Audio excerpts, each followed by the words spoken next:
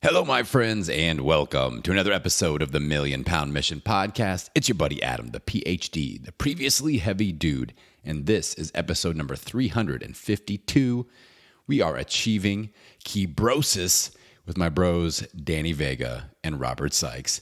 I'm sure that some of you, if you follow the low-carb community, the low-carb space, you've heard these guys talk before. They are experts, the tip top of this field, I should say. And I'm going to give you a different perspective on these guys. We hardly talk about nutrition or fitness at all, but you will walk away with this one with a greater appreciation for these two gentlemen. You'll be inspired, you'll be motivated. So sit tight. Let's catch up real quick before we dive into the interview with Danny and Robert. This is week number 4 in our 28-day cycle. That means we are doing some hot seat sessions inside the community. You can see those popping up. If you didn't get in on one of those free sessions, the next month's cycle should be available now. Just head on over to the website, millionpoundmission.com, and join our free Mission Possible community and get plugged in there. We're ramping up for a new 28-day cycle next week. That will be, this week is usually the week that we do hot seats and we try to get our workbooks in order for the next 28-day cycle. We start mapping things out and thinking ahead. So that's where we're at in the community. A lot of great action going on in there. I'm super proud of you guys. We're having some fun challenge weeks and everything seems to be going very, very well. We're getting some good momentum going. Also, another thing that I want to put out there, I've been promoting this a little bit online, but I've not mentioned it on the podcast yet. Now, one of our guests today, Danny Vega, is an expert in carnivore and the carnivore diet specifically. So I tagged him in. I said, I've got a lot of people listening in that are brand new, even to keto, even to low carb. Will you team up with me and do a basics course to get people from point A to point B? So we created a brand new course that we're calling Couch to Carnivore. A little play on Couch to 5K. So Couch to Carnivore, you can check out all the info at couchtocarnivore.com. Basically, we take people in 7 different phases from the standard American diet to kind of just cleaning up your nutrition, all the way into keto, all the way into 3 different levels of carnivore. Follow-along videos, recipe ideas, lots and lots of info. We really went deep on it. I think you're going to like it. So you can check that out at couchtocarnivore.com, couchtocarnivore.com. I'm sure I'll also put it up on the courses available area on millionpoundmission.com. But yeah, check that out. If you have been interested in dabbling in the waters of carnivore, it will be a great resource for you. So check it out, couchtocarnivore.com, me and Danny Vega. All right, so like I said earlier, this episode, I wanted to purposefully not focus on fitness and nutrition. Of course, it comes up a little bit, but I wanted to introduce you to these guys a little bit as I see them as friends. Like, these two are 2 of my best friends out there. We love to collaborate on things. We love to share ideas and brainstorm and kind of mastermind together. These guys inspire me. I'm sure they inspire you a lot as well. If you've been following either one of them, they get after it. They get after it real hard. So in this interview, we talk about things like how we met our spouses and how we proposed to them. We talk about our first real workouts in a real gym, and we have some funny stories there. We talk about being bullied as kids, if we have stories about that. We talk a little bit about getting in trouble with our parents as kids. We have a few funny moments there that we share. And then we kind of recap our 2019 deer hunting trip here in Indiana when the guys came out, and we stayed for a week and got out in the woods and had some fun. So you can get to know these guys in a different way with this interview. I think you're going to love it, and it'll just grow your admiration and respect for these 2 awesome gentlemen. All right, so without any further delay, let's dive on into episode number 352, Achieving KeBROsis, with my keto bros, Danny Vega and Robert Sikes. All right, my friends, welcome to another episode of the Million Pound Mission Podcast. This will be something that I'm going to refer to as an Adam and Friends episode. I got my friends Danny Vega and Robert Sikes. Danny, Brosafina Vega, and I've got a new nickname for Robert that I'm trying to make stick, Bobby Bricks. Bobby Bricks. I feel like if he starts his R&B hip-hop career, that's the way to go. Bobby Bricks in the house. The man, the myth, the legend behind the Keto Brick, just killing it out there. So this is going to be a little different. If you guys don't know about Danny or Robert, where have you been? What rock have you been hiding under? I've interviewed both of them on the show. And let's see here. We got Robert is episode 90. I'm looking at the Wall of Fame here. and Danny is episode 198. If you want the background story on their, how they became rich and famous, then you can listen to those episodes. And but today we're going to talk about something a little bit different. I've got some conversation topics that I want to toss out there. And first off, these are two of my favorite people. There are two of my favorite podcasters. I listen to their shows weekly. People I'm very, very proud of to call friends, and we spend a lot of time together. So first off, let's just say hello, Danny, Robert. Hello, guys. How are we doing today? Dude, the feeling is 100% mutual, man. I love you guys. 100%. Nothing but love from here as well. Y'all make me smile every day. Well, I feel like that's part of my role in our friendship is I need to make you guys laugh. I've got to make you guys chill out and just, step away from the keto sphere a little bit. We're going from, maybe I'll title this episode From Ketosis to KeBROsis is what we're going for. Love it. And if we do ever start a hip hop trio, that will be the name of our first album, KeBROsis. Watch for it. Watch for it. Featuring Bobby Bricks. Featuring Bobby Bricks, Danny V, PhD in the house. All right. So I want to kick this off. Again, we're going a little bit sideways with the typical things you guys talk about. First off, have you ever been interviewed at the same time on someone else's show? Yeah. The first. No, haven't we been? Well, you know what? You're right. Brian and I have interviewed you a few times. Okay, so it's never been you guys guesting on someone else's show. This is a worldwide premiere. Worldwide premiere. Excellent. All right, well, let's talk about embarrassing stories because that's one of my favorite things that I know we all have. Let's start off with, I want a story where you got in trouble with your parents. Like your parents got pissed. You did something dumb as a kid. I've got a pretty good one. So, and we'll go inside the Facebook group and you guys can vote for who has the best story in each category. So, Danny, I know you're just hankering to get some stories out there. So give me a good story where you got in trouble with the parents. So my dad is such an amazing personality that people who haven't seen me for 5-10 years, they will say, Danny Vega, how's your dad, man? They don't even ask me how I'm doing. And it's for a reason. It's because of these stories. So I want you to choose. I personally think the tuna story is the best, but I'm going to throw these out there. You pick tuna, milk, Whopper, or asshole. What do you think, Robert? You vote and I'll vote, and we'll see what happens. Well, if Danny says the tuna story is the best, I mean, it's kind of like they got me wanting. All right, let's go tuna story. All right, so we didn't have a lot of money growing up, and on Saturdays and Sundays, that meant that my parents had to make lunch for me, because I used to go to school and I would get my school lunches. And you know how kids are. We think we live in a restaurant and we think that, we can just order something and we're just going to get it because this is just how it goes. But all my dad ever made was tuna sandwich. That's all we didn't have a lot of money. And one Saturday, I remember sitting down at the table and my dad had his back turned to me and he's like, it's lunchtime. He's like, sit down. I'm going to make you lunch. I'm like, okay. I'm like, can I have a ham and cheese sandwich? And he's just has his back turned to me. He doesn't say anything. He puts the plate of tuna on the table. And I was like, of course, I had like a temper tantrum. I was like probably 6 or 7. And I was like, I wanted ham and cheese. He takes the tuna sandwich and shoves it in my ear, like just smashes it all up in my ear. And I remember I could smell tuna for days. I could smell tuna, like I could smell it. It was like there. And I never complained about eating tuna again. God, that is awesome. And so you're like 6 or 7 and you're just giving them some shit back and you get tuna ear. And, yeah. Boom. And that's why your family calls Danny tuna ear. Christmas, like, hey, it's tuna ear. Feliz Navidad. Tuna ear. Excellent. All right, Robert, you got to top it, man. What do you got for us? I can't top these stories, man. Not from Danny, but I've got a life lesson kid story. I was about the same age, probably 6 or 7, and my brother and I went to the barber because we had to get a haircut. But my dad was getting a haircut too. So while my dad was getting a haircut, Tyler and I were like in the waiting room, and there was this massive like gumball machine, like the old gumball machines are like antiques, and you put your quarter in, you get a gumball. Well, it was broken, so we're just like stocking up on gumballs right now. Like it doesn't stop giving us gumballs. So this is before I was keto, by the way.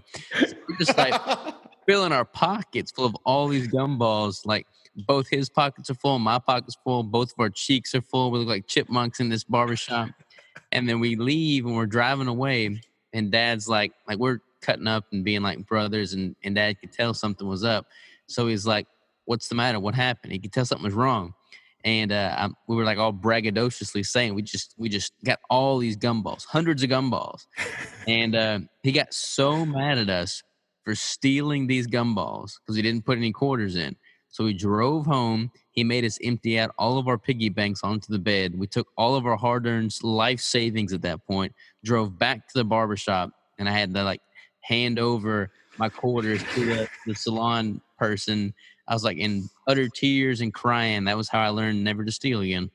Oh my God. Good. That's a good one. That is super good. It reminds me, you guys have both met my dad, and he has a story where he and his brothers got in trouble. They would always wait. There were 10 kids in the family, and they would go out to eat like on Sundays. And my dad and one of his brothers, two of the older ones, they would wait until everybody left, and then they would steal the tip and pocket it. And my grandpa didn't know that was happening for years. So they would be eating at local restaurants thinking that they were just getting stiffed. So he's like, people are probably spitting in all of our food and all this. So yeah, that's a good one. Okay. So speaking of my dad, you guys know Big Mike. He's 6'7". He's a large man, and that it's just, and he was always super nice to us. Like, there was no reason to be scared of him, but he's just physically imposing. And I, growing up, again, it was, middle class, and we didn't do a lot of vacations and things like that. So dad, he never took us anywhere for spring break. I'm in high school. Pro wrestling is really big. Like, we're big into pro wrestling. And me and my buddies would always mess around and watch that. So my dad, we show up spring break week, and he's got a giant TV. And this is like the early 90s. So it's one of those, like, flat screens didn't exist. They're like, it's as wide as it is thick. It's just it's like a 60-inch screen TV. And he's so proud. He's like, I got this for you guys. We don't go on a lot of trips, but this is something we can all enjoy together. I'm like, this is great. And so I have all my buddies over, and we're watching pro wrestling that night. And I suplex my friend through the TV screen. Like, we haven't even had it for like 6 hours yet. Oh my gosh. He puts his foot right through the screen. And we were all like, my friends just ran. They're like, Mike is going to kill us all. Like, he's going to kill us all. My dad was so pissed, and I had to pay to fix it. And it was terrible. So I got in big trouble for the pro wrestling TV experience. So, dude, it's crazy to be on the other side of that, right? As parents, like, because we know what your dad went through now. We know that feeling. Yeah. I don't know that feeling yet. Yeah. Soon. Eventually. Soon, Bobby Bricks. Soon. All right. So we got the conversation rolling here. Let's talk about, I want to know about the first time that you felt like you had a real workout, like you were in a real gym and you had a real workout. What was the gym like? What was the experience? How old were you? Robert, let's start with you this time, man. So if anybody's like heard my beginning stories, they know when I first started working out, like it was in my dad's shop with pieces of tractor equipment we had laying around. Like my first bench was a green Igloo ice chest. My first awesome bench rack was like this piece of fabricated steel that I welded and put together. Like it was just total primitive. So the first time I actually had a gym membership with dumbbells, that was when I had my first workout. And I just felt, I was there. I think I trained for like 4 hours straight. I would go after school, I would work out, and then I'd drive home. That was the first time I had a full gym without ice chests, cooler, bench presses. And I just stayed there for 4 hours. So it was definitely overtraining, not necessary, but that was my first legit workout probably. You're like, yo, where are the horses? How am I supposed to bench press? What are these round things that you put on the bar? I need some animals to throw or something like that. Pretty much, man. Pretty much. Nothing exciting, awesome. But it was good. It felt good. What kind of a gym was it? Was it like a Gold's, or was it like a powerhouse local type gym? What was it like? It was a YMCA. YMCA. Nice. It was a pretty big step up from the green ice chest. Heck yeah. Nice. Have either of you guys ever in your lifting youth misloaded a bar or you have it loaded, but you take off one side before you do the other, and like it does the dump thing. Have we all done that? Yeah, we all learned that you cannot put more than 2 plates on one side. You can 3 if you push it all the way so that it's just right there on the edge. But then Yeah. if you don't do that, you're out of luck. Have you ever been unloading a bench press or a squat and you forget that there's like a 25 and you pull the 45 off and it falls on your foot and you break a toe or anything like that? I've definitely busted my toe doing that. Yeah. Yeah, me too. I've had 10-pound plates, not 25, thank God. But I've had 10-pounders flop on me for sure. Yeah, that's the I worst. broke my toe. I said a bunch of cuss words. That's the only time I've ever broken a bone was from doing that. Only time he's ever cursed. It's amazing. You know. All right, Danny, first time gym experience. What was it like? Man, I had a really good one. My beginnings were in 8th grade. So I was 13 years old or so. And I had Coach Dandrinos, half Greek, half Cuban, Marine out of New York. So he grew up in New York. He kind of sounded like Rocky Balboa. And he was all about fundamentals. And so at the time, we hadn't upgraded our school gym. So we had like a Nautilus. So it just wasn't going to work at the school. So we would meet, school would get out at 2:55. We'd meet at Porky's gym at 3:30. Anybody who knows Miami, Porky's gym. This is awesome. Gym, dude. It was a freaking a monument, man. Like we'd have Porky's gym, and then they had a little sandwich shop right next, which, believe it or not, I would get tuna melts there. It's hilarious. Porky's is like kind of like a Gold's, but even more like 80s Zubaz pants, you know, like all the hardcore bodybuilders would go there, old equipment, really good stuff, cheap. And it was all about, I think all we did was we did bench, squat, and deadlift. And I would wander over to look at the dumbbells to do some curls, and he didn't let me do curls. And then he didn't let me add weight to the bar. It was focusing all on form. And we did that for months, man. And I think that's what really led to a really good foundation, where, you know, by the time I was in high school, I really had a good strength foundation. And to this day, like when people say like, oh, how did you do it? Well, it's been 26 years of consistent lifting, you know? Yes. It was great start. Have either of you guys, your story, that reminds me of Henry Rollins' essay. It's called The Iron, where he talks 200 about 200 pounds is 200 pounds, baby. Dude, it's awesome. Robert, have you read that or heard about it? Yeah. It's awesome. If you guys haven't done that, just search Henry Rollins' Iron. But it talks about like his gym teacher would walk through the hallways and knock him down every day. And they told him to wear like bulky sweatshirts, and he gave him a sand weight stack. He's like, do this, and you're not allowed to look at yourself until I tell you you're allowed to look at yourself. It's really good. So you guys got to check that out. My story, my first day lifting was between my junior and senior year in high school. So I got a late start. I played basketball. I was like, I don't need to lift weights.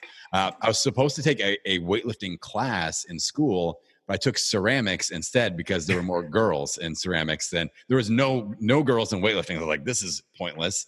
So I took ceramics, and our basketball coach got hooked up with a guy named Big Doug Ballard from the Iron Pit Gym. In my junior year summer, we hung out with Big Doug, and you guys met Big Doug when you were in town. Yep. And he is like probably 50 pounds lighter now than he was back then. He looked like a piece of furniture. When I saw him, like, this guy is very furniture shaped. He's about 5'6", and again, he's built like that old TV that I broke. He's as wide and thick, like he's a big square on legs, 6x6. And this dude, he's like an electric personality. I need to get him on an episode. That might be a good episode 400 interview to do with Big Doug. But like the first day we're there, I mean, this guy's, he's not built like a bodybuilder, but he used to be a bodybuilder. And he's showing us his old, like, Janie's got her gun routine, you know, Aerosmith. And he's, you know, shows us the pictures of him in his pink posing trunks. I'm like, this guy is an animal. Talks about sumo wrestling and all this stuff. And I was like, man, what a cool individual. And I got hooked from his energy. He showed me how to get strong, and it was a pretty damn cool thing. But it was a hardcore gym, kind of like your experience, Danny. Definitely wasn't like a YMCA. A lot of strange people and happenings, a lot of big dudes and women. Like I lifted, one of my first training partners was Connie Price Smith, who was a 4-time Olympic shot putter, who was 6'3", 220 pounds, and could dunk a basketball flat footed. So that was my first training partners, Connie Price Smith. But it was a real unique environment. Let's talk about gym stories. We did this a little bit pre-show, but like gyms, I feel like there's a magnet underneath every gym in the world, and it just attracts strange people doing strange things. So let's talk about like a really strange character that you ran into at a gym, or something weird or funny that has happened to you, or you've seen happen in a gym setting in your gym life. So Danny, let's start with you on this one. There was a guy that I went to high school with that went to Porky's, and he was all juiced up. And, he had this thing where everything he did was terrible form, but all it would be was like, it was all about momentum. So when he would like throw up those like 50 or 60 pound dumbbells on the front raise, he would. Yeah. Like a kettlebell swing. Yeah. It was straight up like a kettlebell swing. And that's how he did everything. And I just thought it was so funny because he was so focused and he was so like hardcore about it, but it was just such terrible form. And that's the one I could think of. I mean, there's so many crazy gym stuff, but I just remember seeing him and just being like, man, what a clown. I feel like there are those types of people. Like, I think we could like have the personality, the gym personality type. I don't know if you guys have ever seen it. There was a viral Facebook video that was out a couple of years ago. It was like, it was set as one of those nature shows where it's like, and now you see the gazelle enter the oh yeah. But it was like, and now you see the cardio bunny entering the weightlifting area, and all the wildebeest, man, like start like posturing up and like doing all this. And it was hilarious, but it had all the types of people. Like, you've got the screamer, the guy that just like screams as loud as they can and like headbutts the bar and blood is flying everywhere. That's Big Doug, by the way. He did that. He still does that. And then there's like the guy that has like the custom sound. So at the Iron Pit, there was a guy who we called Booyah, because every time he'd lift, it'd be like 20-pound wrist curls. Booyah, booyah, booyah. Every time, last rep, booyah. And then he'd set it down. Oh, I have a guy like that too. Yeah, they're there. Who first coached me in powerlifting, Mauda even loved it. She loved hearing it because he's just like this old guy, and he'd be like, "Come on!" right before, and he'd just throw some like a word like "strong," and then he'd just go do his set. But it was always like, "All right, come on." And then there's the person that it'll be like 45 minutes and they're just pretty much just talking the whole time and they don't actually do anything. You guys know that type of a guy as well. That's my buddy. I used to have to, like, walking through the gym, I used to have to hold his neck and just push him forward because he would be distracted by everyone who would come to say hi to him. And I can see, like, these are the people that Robert wants to like kill when they're trying to talk to him. He's got his headphones on, and he's doing his thing, and they're like, "Excuse me, can I get a spot over here?" And he's like, "Ah." Definitely been periods, like, especially during my first couple preps, where I was in the zone. I was trying to emulate all these pro bodybuilders that are all juiced up, and I'm like, "This is what I'm supposed to be doing." I'd have like 3 hoodies on, had the hoods on all of them. And then people would look at me or ask questions, and I would literally tell them, well, I cuss when I would talk to them, so I'm not going to tell you what I told them, but it was not good. He'd take off his hoodies. He'd peel them off. So give us a good story, though, Robert. What you've seen that's been kind of weird in your gym days? Man, there's all kinds of weird guys. That YMCA that I first started working at, it was weird because it was like this super small YMCA, and one of the guys that first taught me how to lift was like this pro bodybuilder that trained there, and he worked there, and he also cleaned pools on the side, and he rode a Harley. So it's kind of a weird combination of things. But he's a cool dude. But there's this old guy that would train there, and he's kind of like that old guy that like thinks he knows everything and tries to like teach people, but he really knows nothing. But he would clear his throat before every single rep or every single set, and then he would spit somewhere on the gym floor. Like, he'd clear his throat and spit on the gym floor. Like, he'd be laying down on the bench, clear his throat, turn to the side, spit before going into it. And I'm like, this guy's probably the most disgusting person I've ever seen in my life. It would not fly right now in the post-coronavirus. No, definitely not. They'd be running to drink some Lysol on that dude right there. Okay, so I've got a guy that used to work out at the Iron Pit gym. And if you guys out there have seen Tiger King, Joe Exotic, this guy was more exotic than Joe Exotic. He's very similar hairstyle. He had the frosted blonde mullet, but he was bald up top. So it was like, I feel like it's even better. And he's, one of those dudes, great big upper body, very tiny legs, a shredded tank top with all kinds of holes in it. Best part is he made everyone in the gym refer to him as the Warrior. And he would only answer if you called him the Warrior. And he had a very high pitched, like screechy voice because he smoked a lot. And he'd come in and be like, I am the baddest man in here. And dude, that sounds just like freaking this guy. So, dude, it was crazy. But eventually I got a reputation as a trainer, as like the best trainer, the hardest trainer in the gym. So he's like, Adam, I want you to train me with the most hardcore ab routine you can do. I am the Warrior. And so I was like, all right, let's play with this guy. He wanted to do an hour of just ab work. And he basically said, try to kill me. I'm like, all right. And he paid me. So I've got an idea to do some like weighted cable crunches on a decline bench. So I take a decline bench and I back it up to a weight stack. And we're going to do some weighted cable crunches with like a rope. And it's going well. He said he's getting a little bit aggressive with it. And I told him, like, you need to slow it down. And he's kind of rebounding off the bottom. So he comes down aggressively, rebounds up. I told him not to, and his mullet flies back into the pulley system, gets snagged, and he sits up and rips a big ass chunk of his mullet out and just, he's screaming. And that mullet like strand is stuck in the cable. And I'm like, this is amazing.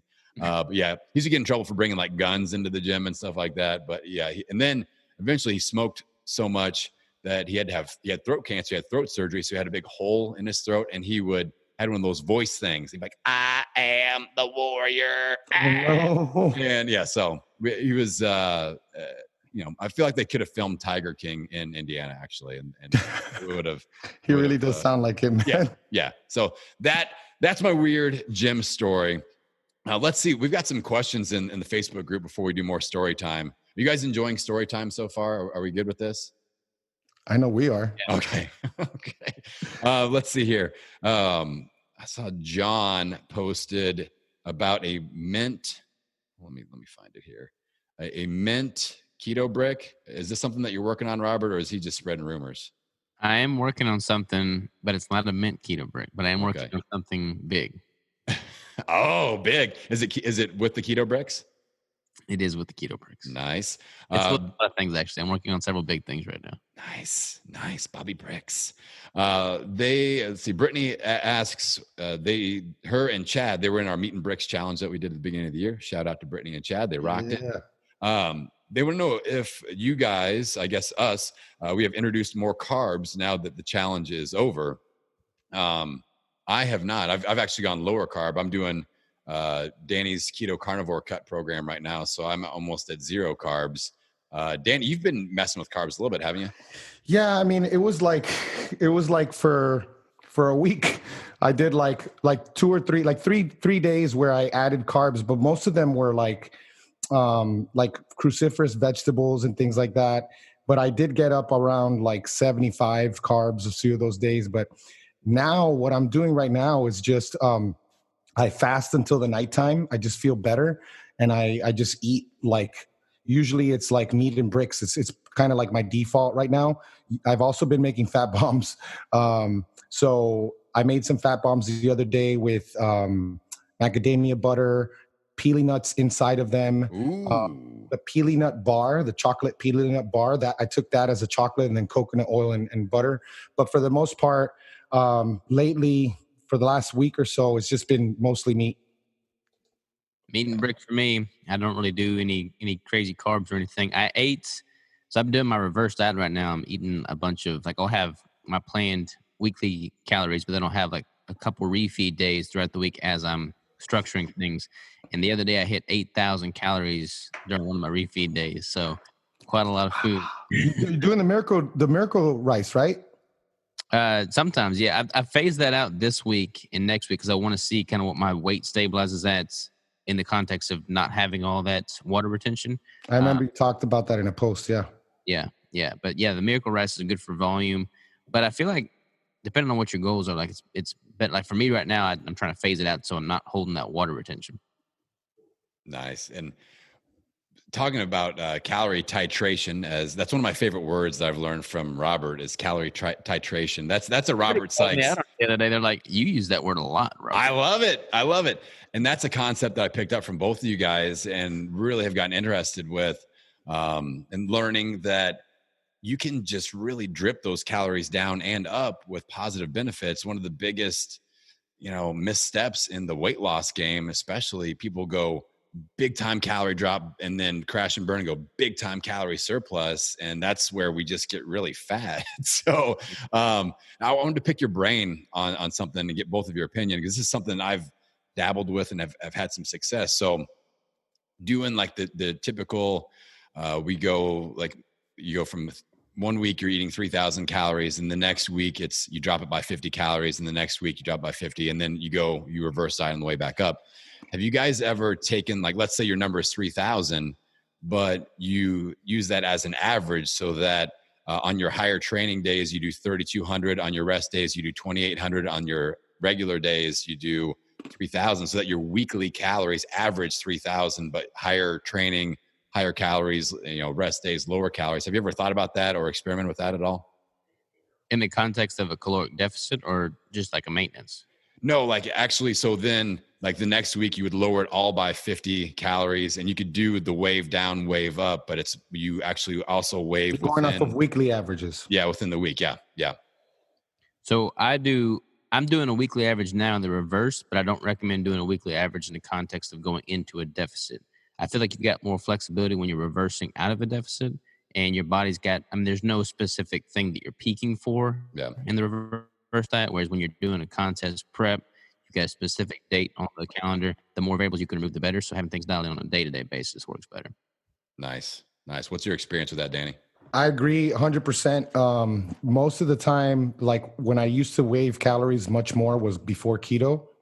And I would do it by, and I agree, I would do it only in maintenance or in a surplus. I think in maintenance it works too, because I would do it in maintenance in my powerlifting days when I was carb cycling. So let's say on a training days, I had like 400 carbs, and then like on an off day, I would have like 150 carbs. So I would just keep everything else the same and just cut the carbs those days.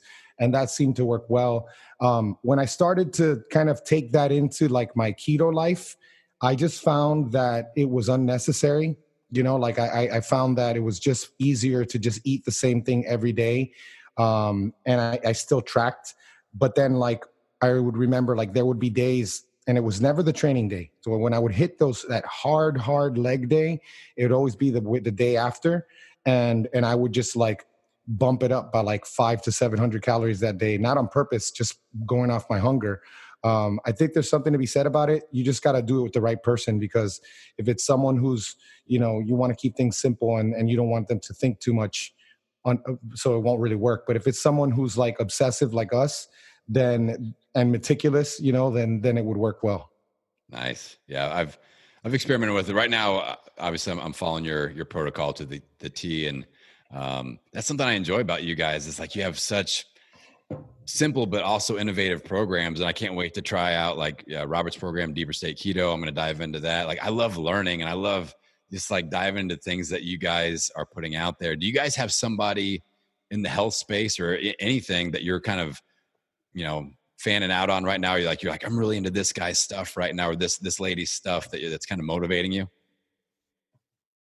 I like, I've been kind of like in tunnel vision mode. So I honestly haven't consumed hardly any content from anybody over the past several months, whether for right or wrong. But what I've been doing with my own stuff, like with the contest prep, there's nobody else that I know that's following a similar protocol. I'm kind of like having to blaze my own trail. So I've been just doing super, experimentations on my own self and with my clients to see how that works. So I haven't really been consuming other people's content. But prior to that, I was diving deep into all of Saladino's podcast. From a carnivore perspective, I'm reading his book right now. From a carnivore perspective, Saladino's he's on the cutting edge. 100%. Your podcast with him was amazing. That was a really good interview. I think that was one of your best interviews, Robert. Like I love how you talked about kind of the, being a steward of the land and stuff like you built all that in there. That was really, really good. That's a compliment I want to throw out to both of you guys. Like your interviewing skills, like I'm a fan of your stuff, and I've seen you guys progress, and you guys know I'm a fan of the art of speaking and things like that. And I've just seen, like, I remember interviews when, early Keto Savage days when Robert would go, so what you want to talk about? And now he's like steering a masterful conversation. I tell you though, man, I'm a little rusty right now because I had pre-recorded a bunch of podcasts, and then I kind of like just went into tunnel vision mode, and I haven't really been doing a whole lot of podcasts lately because I've been just dripping out these ones that I've had pre-recorded. And then I recorded some this week, and I can tell that I'm rusty, man. So like, this is good. It's kind of getting me back on my A game. Yeah, get your training wheels back a little bit. Yeah. Same thing, dude. We had a bunch like saved up to get ready for the low carb cruise and KetoCon, and then we just let those ride out. Yeah. And we were also kind of rusty. As far as people that I really like, there's a guy that I've been following for over 15 years. His name is Ross Enamite. He goes by, I think it's Ross Training. And I just remember, like, at the beginning of this lockdown, I started to go back to his site. And I even bought some of his ebooks to support him, because I had bought a book of his like 15 years ago. And he's the expert when it comes to home gyms, how to make, implements at home with minimal money.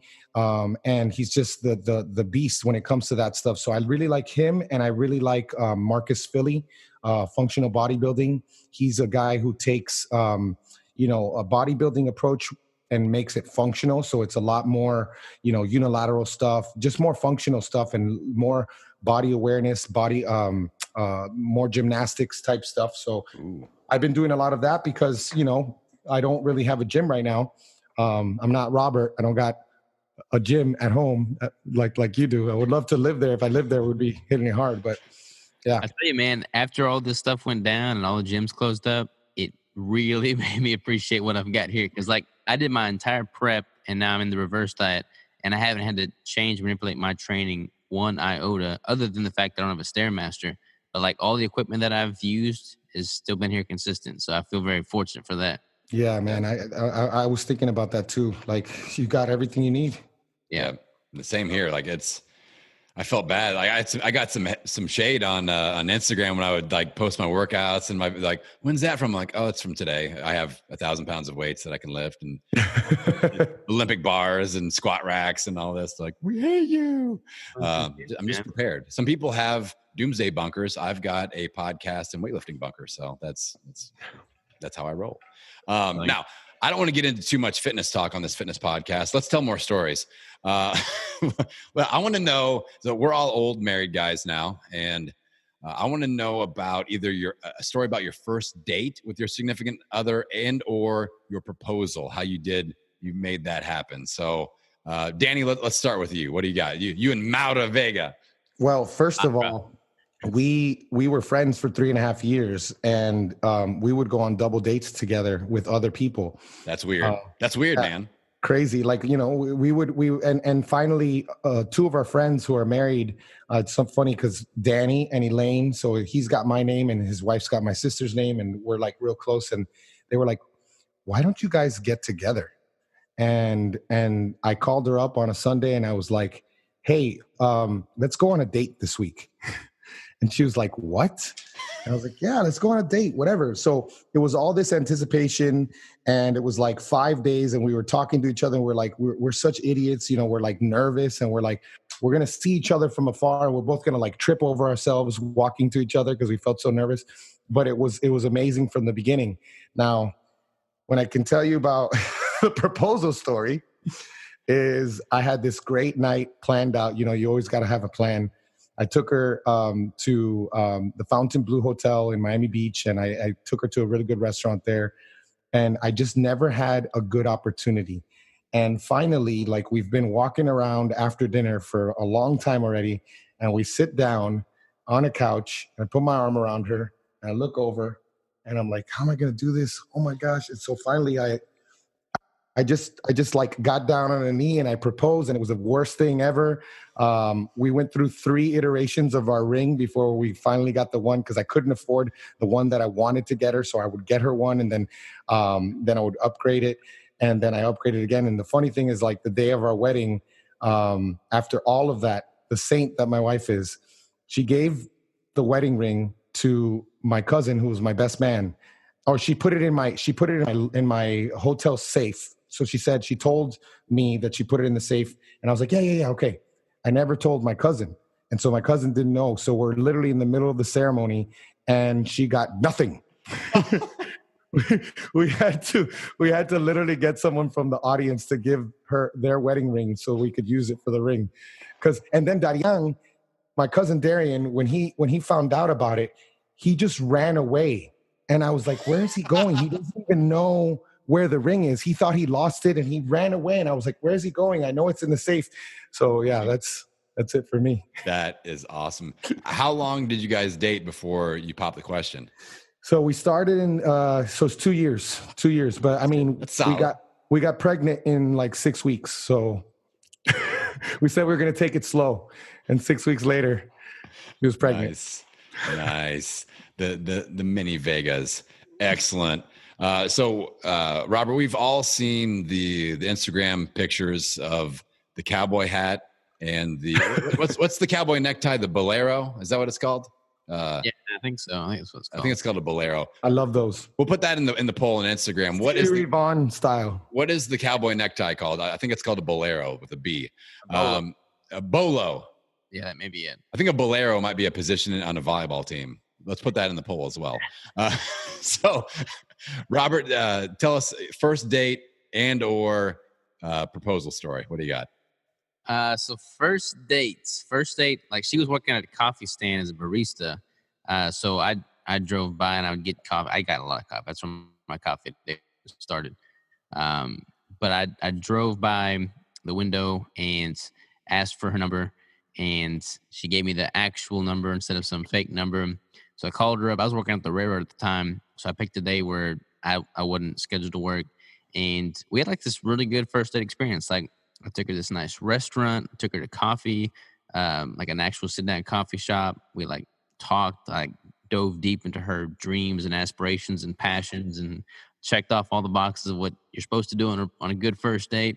And it was perfect. Like I wouldn't have changed a thing. The proposal. No, hold on. Pump our brakes here. So you just go like you went through like the drive-through window and you're like, hey, what's your number? Or like how did that go? Like that's okay, where we need the inside scoop on that, because that's the hard part. All right. So there were several different baristas at the coffee stand, right? And I had bought a house 2 blocks down from the coffee stand in Washington State. And I would go up there and get coffee. And all these baristas thought I was this cute Southern boy with this accent. They were all like digging me. And I was like, Crystal was the last one that I ever met. And so she had heard about me, but she never seen me. And then she finally meets me, and she calls me a tool. Like she thought I was a tool. Now I'm like this bodybuilder. Like I would drive through and trying to be nice. I'm like, what are you doing today? And I'd be like, legs or arms, like a tool would do. So she wasn't really impressed with me at first glance. But then one day I drove through and she was like, she had just got the phone with her family. Like it was an emotional time. I think her grandma was sick or something. And I like actually pried and tried to learn about what was going on in her life. And then that's when she realized that I wasn't just this asshole tool that just trained legs all the time. So the next time I drove by, we actually had a conversation, and then it kind of just, spurred on from there. And then, I popped the question because she was this cute barista girl that knew how to make a good cup of coffee, and, things escalated from there. Okay. Now the proposal. Now I feel better about learning about the proposal story.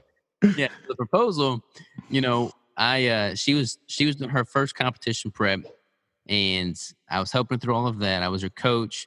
We had moved from Washington to Arkansas. We were, fighting all the time. We were super broke. We were trying to build the keto brick business, like all the chaos that our life is that we've documented on YouTube. And we go to this competition, which I think is in Missouri, if I remember correctly. And my family, they came up, they went and saw it, and we're all in, they're all in the audience. I'd called the promoter of the show, a couple weeks prior to say that, hey, I was thinking about proposing. Is there any way I can work this into the competition? And he's like, okay, well, so we'll see what we can make work, So we do the show. My family's in the audience. My My parents are out there. I am in the audience. Crystal's on stage. She wins the competition, so she's in the winner's circle. She's got the other competitors all there beside her, and then one of the announcers says, and before, like, love is in the air or something like that, and then they give the mic to me, and then I walk up on stage, and Crystal doesn't have a clue what's going on right now, and something to the effect, I don't remember my exact words, but I just basically get down on a knee right there on the stage in the winner's circle with her having just won the competition, and I propose, and then like everybody was speechless, like she didn't know what to think. Yeah, it was pretty cool. That was amazing, dude. That is awesome. Amazing too, because I like gave them my camera and they were getting it all on video, so it was just cool. So if she hadn't have won, were you still going to do it anyway? Yeah, I was still gonna propose. But that helped. That definitely helped. Definitely better story. It's a better, you know. Have I told you guys my story about meeting my wife with the Graston therapy? Oh, yeah. Okay, but you should tell everybody. Okay, else. so I'll tell it quickly. So at the time I met my wife, it was at the Iron Pit gym, the same hardcore gym with all the weird people. And I had done my last powerlifting meet. I deadlifted 688 pounds to total 1802. That was like my big thing. And I pulled my groin on the lift. As the bar crossed like my knee, I feel my groin just explode. I finished the lift. And I knew that there was this woman that was a physical therapist, or at the time an athletic trainer, because she had done rehab for my boss at the gym on his knee. So, and I'd been, I'm 300 pounds and I have zero game. So I have to have a reason and a whole like protocol worked up in my mind of why I should even talk to a woman at that point. So I couldn't be like, hey, sweetie, let's go out. I couldn't pull up through the drive-through window and ask her out like Robert did. So I go up to her. I knew, I'm like, okay, here's an angle. I've blown out my groin. I know that she fixes things. Let's talk to her. So I go up to her. And I remember I tripped as I walked up towards her as well. I tripped over like a squat box. And so I'm already off to a great start. I'm like, hey, I think I injured myself. I know you helped Matt. You think you could help me out? And she's like, yeah, make an appointment at the office, call in. Let's get together. Let's see what I can do. I'm like, I'm in. Cool. And I go in and I know that I want to ask her on a date once I'm there, if the vibe is right. So I go in and she whips out this ceramic boomerang looking thing. It's like a blade. And I was like, I wonder what she's going to do with that. And she's like, we're going to do something called Graston therapy. This is really going to stimulate healing and get your groin feeling better. So I roll up my pants all the way to like my butt crack. And she just starts scraping away, pushing this ceramic boomerang thing into my groin and scraping against the muscle as hard as she can. I'm instantly bruising. It's like I'm sweating and I'm just trying not to cry because I'm like, I need to ask her out at the end of this. And it got me so freaked out and worked up. Plus, I couldn't tell if she was single or not because if you go to a doctor's office, there's just pictures of them and all the athletes and people they've helped. So with pictures of her and guys everywhere, I'm like, I don't know if any of these are her boyfriend. I don't know what the deal is. So I ended up asking her to go and see Napoleon Dynamite with me and my sister. So it wasn't like an official date. I'm like, let's go. My sister and I are going to see this movie. You should come with us. My sister and I worked out a little hand signal where I went to the bathroom. She asked her if she was dating somebody. I come back. I got the positive signal. So then I asked her out on a real date after that. But yeah, I didn't think I was going to survive the groin scraping. I told that story at our wedding, and all the doctors that she worked for thought that was pretty hilarious. That it started with groin torture, and the relationship has gone from there. So that's my story, and I'm sticking to it. So let's. Are you guys good on time? Are we good on time? 100%. Okay, yeah, cool. You guys got some time to come out, and it was super cool. You spoke at my event in October. We got to hang out and sit in a deer stand and deer hunt and turkey hunt for 4 or 5 days afterwards.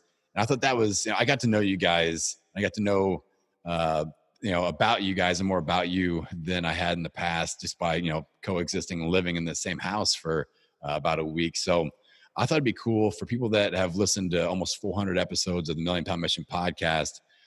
What did you learn about me that they probably don't know or don't realize? So what did you learn about the way the PhD rolls that they probably don't know? Let's get some inside scoop here. Robert, why don't you kick it off? So first of all, You're a lot taller than I had imagined.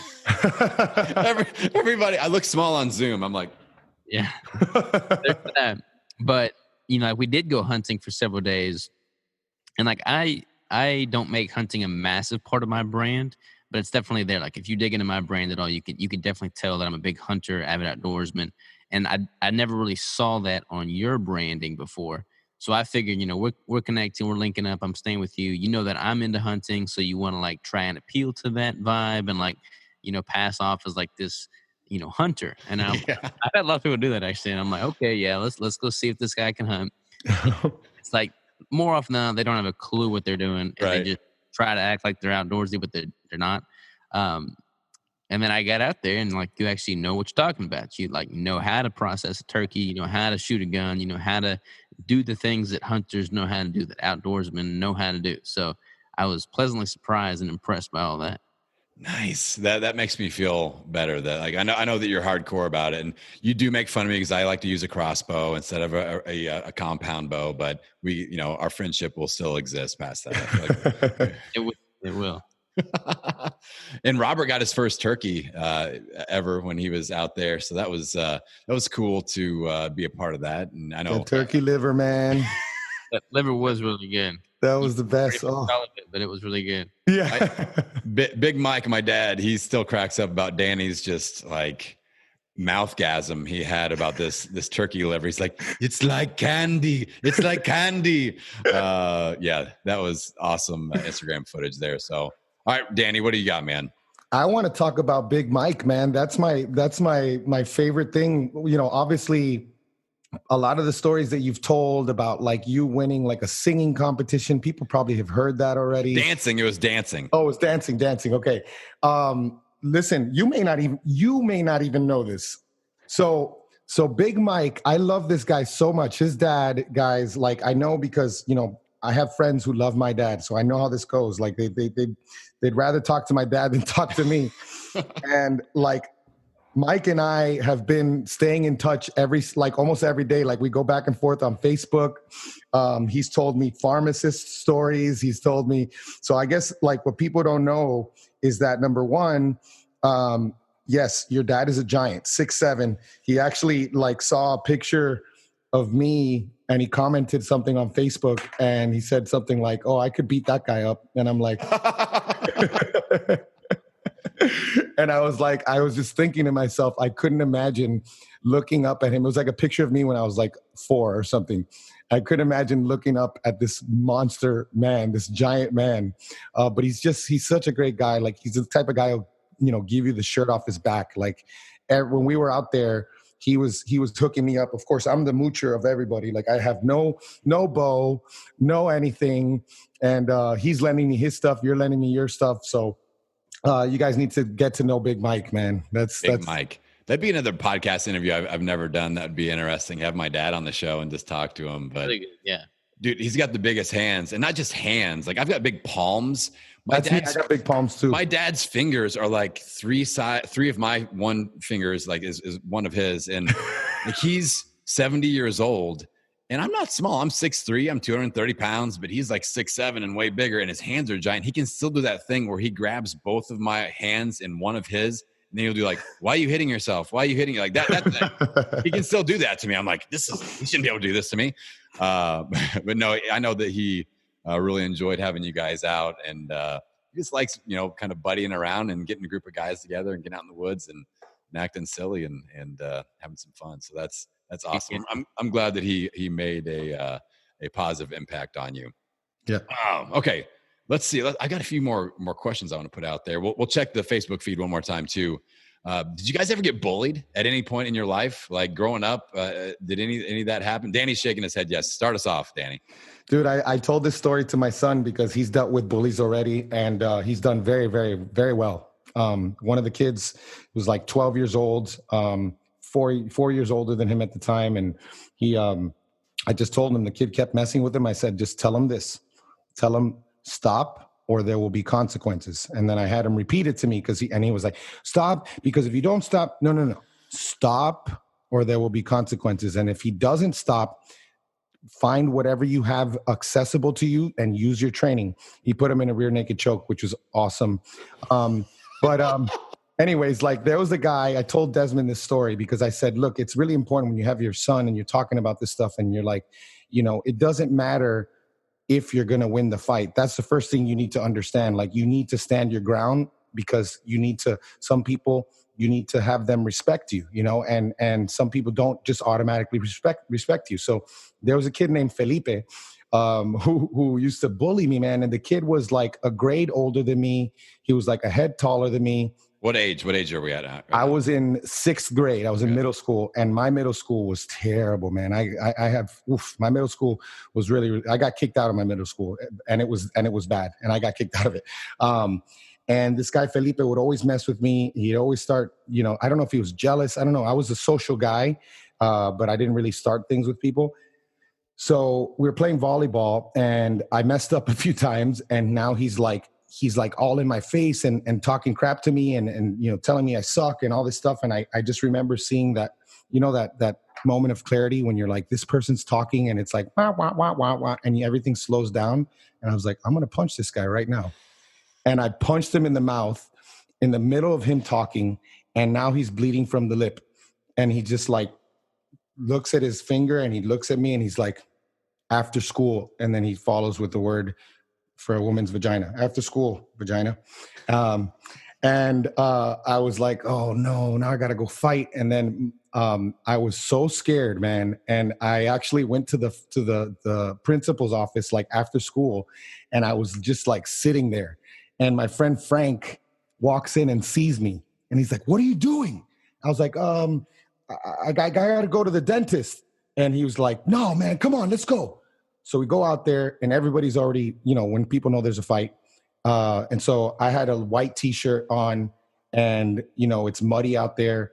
And I remember just looking at him for like what seemed like minutes, but it was probably like 10 seconds. And then I was just like, I guess I'm going to go first because I don't know what I'm doing and I don't think I'm going to win. And so I might have landed a punch or two, but I remember slipping on mud and now I'm on my back and he just wailed on me and he just like tore into me. And now I got mud and blood all over my shirt and it's over. He had enough. And I was sitting on the just on the corner there, like on the sidewalk, waiting for my dad to show up. And my dad had this old brown truck, and I was just like biting my lip and just like staying quiet. Finally, when I drove away that day, I just bawled inside of my dad's car. I just started crying. And my dad was like, obviously he was proud that I stood up for myself. But there's been lots of times like that. Usually, a lot of the time, I would win. I just didn't win that time, But guess what? He never bullied me again, ever. Felipe. So. Have you ever crossed this path, like as an adult or as an older kid? Did you guys cross paths again? I had a friend. His name was Manny, and he was a giant, and he grew to like 5'9" in middle school, but then he stayed that height. But and I was probably like 5'3", and he would always he was my friend, but he would pick on me and he would mess with me, And then finally, I saw him in high school, and I was taller than him. I was bigger than him, and he was scared of me, and I was like, dude, yeah. I'm not. But yeah, that's happened with him. It happened. I haven't really seen anybody else, but I'm sure with you. Well, you were always tall, I'm sure, right? Yeah. Well, that's like my whole bullying story is I was always one of the taller kids, and at first people would fear me because I'm the tall kid. But then they'd realize I'm super nice, and I would become a target for the real bullies because they could kind of make a name for themselves for bullying the big kid. I remember this one kid would stabbed me in the ear with a pencil, like stuck a pencil inside my ear to the point where it was bleeding. And his name's Jeremy, and I still don't like him because of it. But like I had one kid that kicked me in the nuts real hard, and I was like, and this is like in middle school. But my best bullying story was I rode the bus in 7th grade, and the middle school and the high school all rode the same bus. And there was this high school kid that was like 18 that lost his license for some reason because he was an idiot, and his name was Ryan. And I was a 7th grader with an 18-year-old, talk about like the age range. And he would always pick on me. And I remember during the winter, every day he'd have snow, and I would be sitting in my seat, and he would shove snow down the back of my jacket and stuff like that, and just was relentless. Best revenge story ever. So that happened pretty much my whole 7th grade year. And then I think he flunked out of school, and who knows. I'm in college. I'm powerlifting, so I'm like 280. I'm on my way up, but strong. Like I'm moving weight. I see this guy at a bar, and I walk up to him. I look him. I can tell he's pretty inebriated. I pick him up and I threw him in a trash can and I walked out. That's awesome. And he probably has no idea who I am and why, but I wouldn't be like, revenge time. I picked him up like a rag doll and I threw him in a trash can and I walked out, and I didn't even get in trouble. So that was awesome. What goes around comes around, man. Exactly. Bullies, beware. Robert, what do you got, man? You got to top that, man. I don't really have any bully stories. Like I never got beat up. I had a fight with my brother, which is a pretty funny story, actually. Let's do it. Do that? Yeah. Dive into that one. So my brother's like 2.5 years younger than me. And when we were growing up and living in the, house with mom and dad, like he was totally polar opposite personality types. Like he was much more quiet and reserved. I was much more outspoken and outgoing. But one day dad had come back from deer camp and we were too young to go hunting, but we were not too young to process all the deer. So he had like 3 or 4 deer killed that year, and my brother and I get charged with, cleaning all the deer while they're out for work. So he and I are sitting here in the kitchen. I'm getting the fillet knife and cutting off all the fat trimmings and whatnot, all the, sinew, all the tissue, and he's washing it and putting it in another pile. And for whatever reason, we're just like pissed off at each other, like we're annoyed with each other, like we're randomly just irritable, like kids get cooped up inside, processing 4 deer worth of meat. Not a good situation to be in. So I've got this clean pile of meat and he keeps getting his scraps and throwing at my clean pile of meat. Like, what the do hell that? is this guy doing? So I'm like, stop that. And he wouldn't stop. He kept doing it. So finally I just get irritated. I pick up the chair that he's sitting in and like throw it away. And he starts coming at me just like my brother was weird. Like he was shorter than me at the time. He's much taller than me now. He was shorter than me at the time, kind of like fat and chubby, but he had like this angry look that he'd get in his eye. And when he got that look, he never really knew what was happening. So he starts charging me, and then I push him, and he goes like flying underneath the table. And then he comes up with this even more dangerous look in his eye, and he grabs the trash can full of deer guts and throws it on me. And I've got deer guts hanging out of my ears right now. I've got like blood all over my face.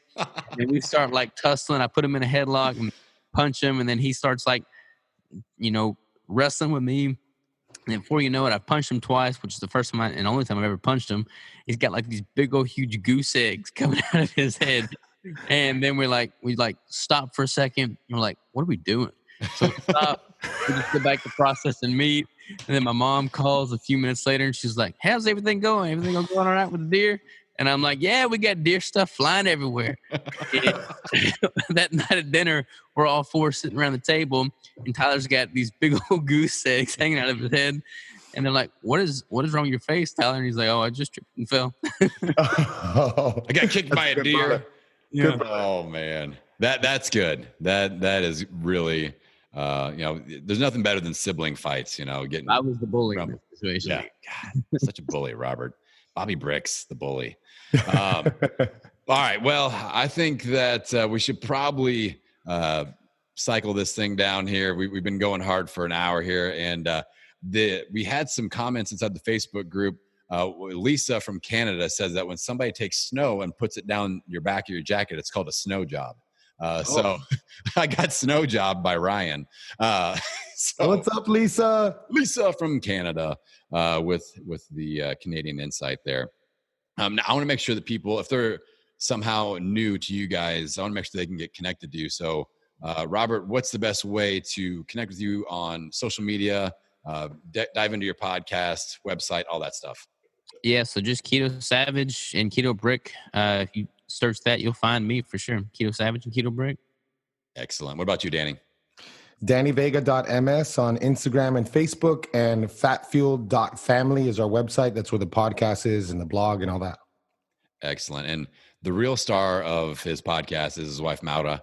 So make sure you she's like the Connie Chung of podcasting, man.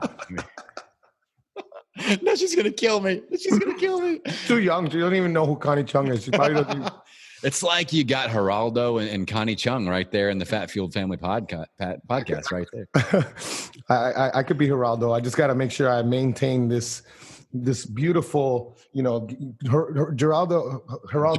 It's not Gerardo. Gerardo is Rico Suave. Geraldo is the Geraldo. There you go. I don't know how to say it in English. Geraldo. Geraldo. He always has he's always made up. His beard is impeccable. His hair is impeccable, but he's annoying. So nice, Robert. You got to do it for us. You know what I'm going to ask you. We can't talk about Dana's wife without having you pronounce her name. How do you pronounce her name? But y'all got to say it first, and I'll just follow suit. All right, Danny first, then me, then you. Maura Vega. This is the best. I love this. Maura. Every time he goes, Maura. It sounds like he's being tortured. Mara, please. Mara. Get Roma R's, man. Mara. I'm being bogus right now. I think you should cut the new intro for the Fat Fueled Family podcast and do the intro to my friend Danny and Mara. I just have Robert, just no music, just Robert. Yeah. Hey everybody, welcome to the Fat Fueled Family podcast. Yes. Love it. That's it. Yes. Excellent. Well, I appreciate you guys. I appreciate everybody that tuned in on our Facebook. This is the first time I've done a live podcast like this, and I kind of just did a bro out session with my buddies here, and you guys get a little behind the scenes look at these guys that talk about, if you want to learn about keto and low carb, carnivore lifestyle training, their podcasts are just a treasure trove of awesomeness. So dive into that. Get in Fat Fueled Family, get in the Keto Savage podcast, dive into their stuff. It's really, really excellent stuff. I listen to it. I invest my own time in that, and I suggest that you do that as well. But otherwise, I appreciate you guys for spending some time with us in the community here. Appreciate that. We're just happy to be here, man. Yeah, man. It's been there right here. What do you think about this? The quarantine cut. I forgot to even mention that. I feel like I Vega'd out a little bit. I love it, dude. Mine is long right now, but I got my barber's been. So I'm about to tell you guys, and everybody could hate me. My barber's come to my house twice in the last 3 weeks. Deal with it. It's all good. Did you wear a full body condom when that happened? No, just but cut out the hole. He had everything that he, from the shop, and he brought it over.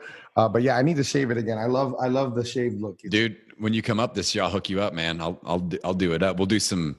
I can put Vega in the back of your head, live. Let's do it live. Some stripes, yeah, live. We'll IG live that. She kept mine, and you're pretty good, dude. Your hair looks. That was the first thing I noticed was how good your hair looks. This first time she got hair, and she did it right. Love it. He's a beautiful man. He's got a beautiful head of hair. That Robert Sikes. All right, guys. I appreciate you. I appreciate everybody that tuned in live on Facebook and the Mission Possible community. And you know how I end every single show. I want you to get out there and own it. Every meal, every workout, every day. We will see you on the next episode. Hey, before I let you go, I want to remind you that I've recently opened up more spots on my calendar for some one-on-one strategy sessions. These are paid coaching sessions. It's a 45-minute session. We get together one-on-one video chat style. We're going to map out a 28-day game plan for your nutrition, your fitness, your goals, your danger zones, your cheat bank. We're going to map out your entire battle plan workbook together and make sure that you are set up to succeed for the next 28 days. If you feel like your momentum has been going in the wrong direction, tag in me, the PhD, and let's get together for a one-on-one strategy session. Head on over to millionpoundmission.com and get signed up today.